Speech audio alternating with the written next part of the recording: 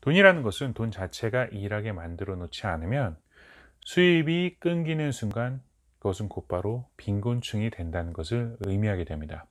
특히 사회초년생은 소득에 비해 소비가 현저하게 적기 때문에 잉여 자금이 많습니다. 그래서 자칫 돈 모으는 게 쉽다고 착각이 될 수도 있습니다.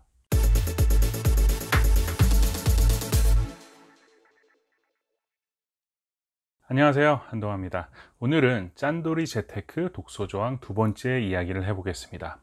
지난 시간에 짠돌이가 자산관리의 시작이긴 하지만 그것이 과잉되면 아니함만 못하다는 이야기를 했습니다.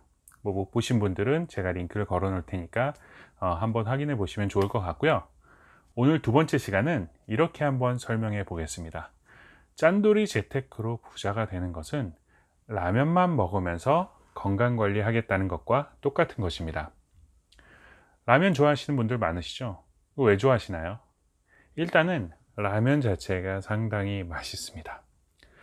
찬밥에 말아 먹기도 너무 좋고요. 김치 하나만 있어도 워낙 조합이 잘 되기 때문에 너무나도 맛있게 먹을 수 있죠. 즉 라면 자체의 만족도가 상당히 높습니다. 그리고 조리가 너무나도 간단합니다. 야외에 나가서 너무나도 손쉽게 끓여 먹을 수 있는 게 라면이기도 하고요. 컵라면 같은 경우는 스위스 그 타국당 융프라우라는 그 높은 산 꼭대기에 가서도 쉽게 먹을 수 있을 정도로 상당히 간편합니다.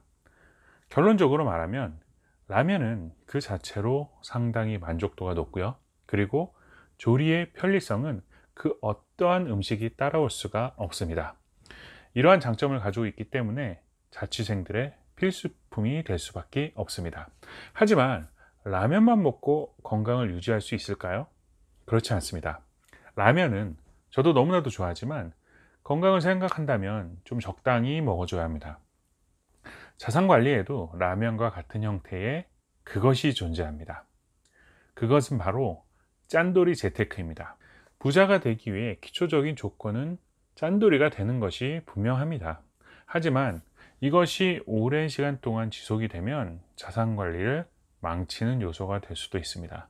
마치 라면처럼 말입니다. 라면은 그 자체적으로 맛도 있고 매력이 있는 것처럼 짠돌이로 돈을 모으는 것은 그 자체적으로도 상당히 만족도가 높습니다. 매달 통장에 찍히는 숫자들을 경험해 보신 분들은 분명히 제 얘기가 무슨 얘기인지 아실 것입니다. 분명히 중독성이 있습니다. 이 높은 만족도가 오히려 독이 될 수도 있습니다. 모으는 것 그 자체만으로 안주하게 되는 결과를 만들게 됩니다. 처음 돈을 모을 때는 너무 막연한 것 같아서 큰 만족감은 없을 수도 있습니다. 하지만 바쁜 일상에 잊고 있던 내 통장이 어느 날 우연히 목돈이 만들어져 있으면 그때부터 만족감은 상당히 늘어나게 됩니다. 아무리 돈을 못 모으는 사람도 한 1년 정도 짠돌이가 되어 보면 그 매력에 푹 빠지게 됩니다. 숫자가 오른다는 것은 가장 1차원적인 자극이기 때문에 그 매력이 상당합니다. 하지만 그게 전부입니다. 마치 어린아이가 어머니 품이 편해서 그 속에서 그냥 안주해 버리듯 물가 상승률도 못 미치는 내 자산 증식에 만족하게 되어 버립니다. 특히 소득이 꾸준히 있을 때는 물가 상승률의 무서움을 크게 느끼지 못합니다. 두 번째로 라면의 간단한 조리법이 손쉽게 그를 찾게 만들듯이 짠돌이 재테크는 너무나도 쉬운 방법이기 때문에 내게 위안을 줍니다. 솔직히 말해 보십시오. 모으기만 하는 것은 사실 특별한 공부가 필요 없습니다. 방법에 대한 정보는 필요할 수 있겠지만 공부를 통한 산물을 굳이 내지 않아도 가능한 것이 모으기만 하는 짠돌이 재테크입니다. 공부하기 싫고 귀찮아서 모으기만 하고 있는 게 아닌지 스스로 한번 점검해 보시기 바랍니다. 세상에서 가장 어렵기도 하지만 누구나 다 추구하는 목표가 바로 부자가 되는 것이라고 생각이 됩니다. 공부를 열심히 하는 사람도 학문 자체에 대한 열정이 있을 수도 있겠으나 결국에는 자산으로 귀결되는 것이 아닌가라는 생각이 들게 됩니다. 그렇기 때문에 꾸준히 매일 공부하고 연구하는 것이 자산 관리라고 생각이 됩니다. 어려운 자격증을 따고 심도 있는 학문에 매진하라는 의미가 아닙니다. 매일 경제 뉴스 챙겨보고 세상 돌아가는 이야기, 오늘 주가에 대한 관심, 부동산 시장에 대한 지식 등 다양한 정보에 내 스스로를 내몰아야 합니다. 상당히 귀찮고 어려운 일이 아닐 수 없습니다. 하지만 반드시 필요한 일상인데 이런 것들이 귀찮아서 짠돌이 재테크에만 머물러 있는 것입니다.